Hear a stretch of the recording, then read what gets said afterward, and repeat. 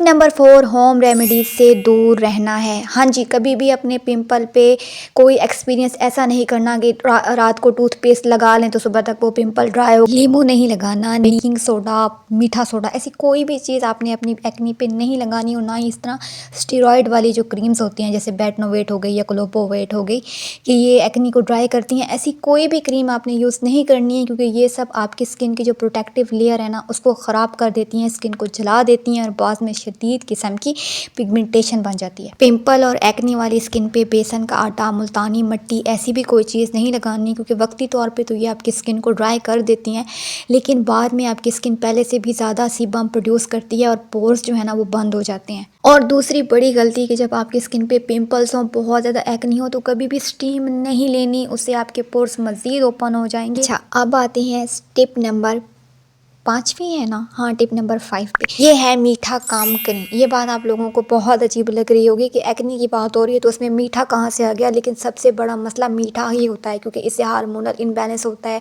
Skin जो है पहले से भी ज़्यादा ऑयल की प्रोडक्शन करती है, एक्नी और पिंपल्स बहुत ज़्यादा हो जाते हैं। क्योंकि मैं मीठा बहुत खाती थी और मेरी अम्मी मुझे बहुत मना करती थी, लेकिन मैं सोचती थी कि मीठे से क्या होगा, लेकिन जैसे ही मैंने अपना मीठा कम किया ना तो मेरी एक्नी कम हो गई। क्योंकि मीठा मैं ऐसे खाती थी कि चाय में बहुत ज़्यादा मीठा, दूध में मीठा, चॉकलेट्स, टॉफ़ियाँ, आइसक्रीम और कस्टर्ड और इस तरह की मीठी चीज़ें, मतलब बहुत ज़्यादा ओवरडोज हो रहा था।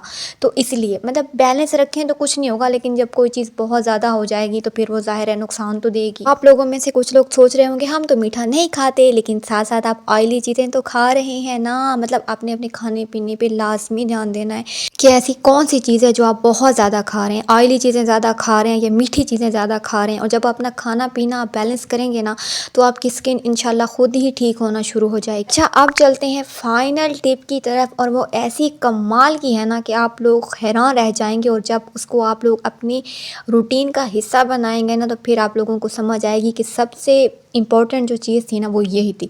और वो ये थी कि रात को हर हाल में अपना चेहरा धो के सोना है। ये भी कोई बात है?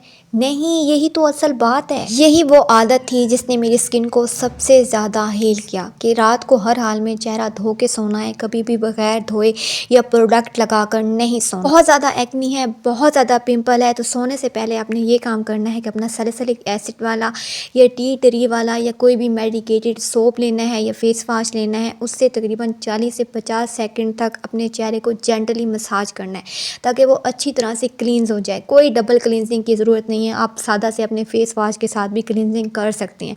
इससे क्या हुआ, दिन भर की जितनी भी डर्ट है, ऑयल है, पोल्यूशन है, वो सारा कुछ आपकी स्किन से निकल जाएगा। उसके बाद सादा पानी से अपना चेहरा धो लेने के बाद तौलिए से रगड़ने के बजाय उसको हल्के से ड्राई करना है और रात को कोई भी प्रोडक्ट, कोई भी क्रीम, कोई भी मॉइस्चराइज़र, कोई भी सीरम, ऐसी कोई भी चीज़ अपनी एक्नी और पिंपल्स वाले फेस पे नहीं लगानी, बल्कि बस ऐसे ही सो जाना है। आप सिर्फ 1 हफ्ता इसी रूटीन को फॉलो कर लेना, मतलब चेहरा धोएं, अच्छी तरह क्लींस करें और सो जाएं। सुबह को आप देखेंगे कि आपकी एक्नी पे कितना ज़्यादा फ़र्क पड़ा है। ये बहुत बड़ी गलतफहमी होती है कि एक्नी वाली स्किन पे रात को कोई एक्नी वाली, एंटी एक्नी वाली क्रीम लगाएंगे तो स्किन ठीक हो जाएगी।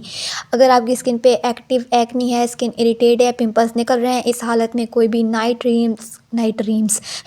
क्रीम्स, हैवी मॉइस्चराइज़र, सीरम्स, ये सारी चीज़ें स्किन के पोर्स को ब्लॉक कर देती हैं। वो उस एक्नी पे तो काम करेंगी लेकिन वो आपके पोर्स को भी बंद कर देंगी और वो एक्नी चली जाएगी तो नई दोबारा बन जाएगी। लेकिन ये प्रोसेस जब आप करेंगे ना, मतलब आपने सिर्फ सादा से अपने फेस वॉश के साथ क्लींजिंग करनी है, फिर धो लेना है और फिर सो जाना है। क्या होगा कि रात को हमारी स्किन खुद को रिपेयर करती है और जब उस पर ऐसी कोई भी चीज़ नहीं होगी तो वो ज़्यादा बेहतर तरीके से हील करेगी। और उसके बाद आप खुद देखेंगे कि आपकी एक्नी पे, पिंपल पे कितना ज़्यादा फ़र्क पड़ा है। ये चीज़ जब मैंने खुद की थी ना तो मेरी जो एक्नी थी वो ड्राई होना शुरू हो गई थी जल्दी और नई एक्नी बनना भी कम हो गई थी और स्किन पहले से ज़्यादा काम और क्लियर होना शुरू हो गई थी ना। तब जाके मुझे समझ आया था कि हर मसले का हल चीज़ें लगाना नहीं होता, बल्कि कभी कभी कुछ ना लगाना सबसे बड़ा इलाज होता है।